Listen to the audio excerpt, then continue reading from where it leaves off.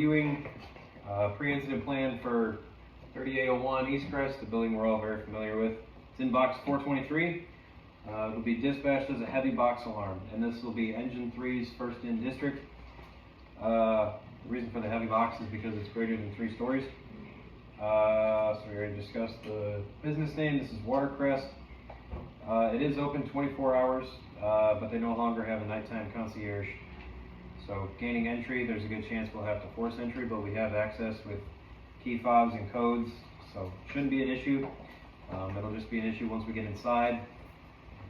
Some of the residential apartments may have to be forced. We do have after hours phone numbers just in case they need to be contacted.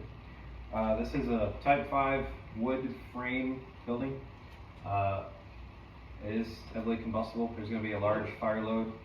It is residential, but there's going to be a lot of items that can fuel the fire. It's 100,000 square feet, so it's a very large building. There's 4 floors above grade. There are multiple elevators. They are marked here.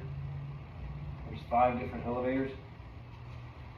There is a Knox box, and it is sprinklered. We will need to connect to the FDC. And there are multiple hydrants, 1, 2, 3, 4, 5 total. So depending on which building the fire is in, 3 and 4, we're coming down East Chester and establishing water supply here. Building 1 and 2, we're coming down Cross Park. Building 6, we're also going to come down Cross Park. Building 5 and 6, we're going to stay on Boonville and approach from over here in Gate 3. What else? There is a gas connection.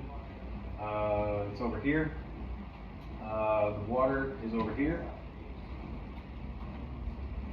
There are no special hazards. There's no hazmat on scene, so we don't have to worry about that.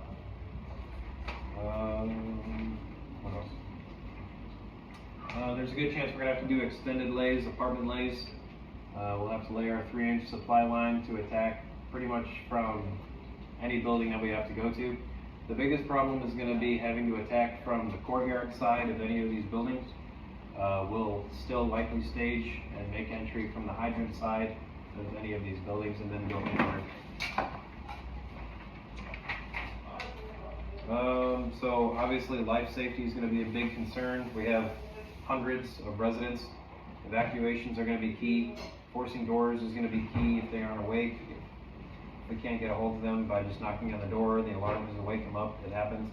There are some ADA rooms where people are hearing impaired, so we have to take that into account.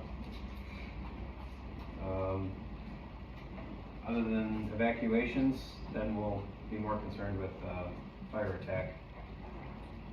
Any questions?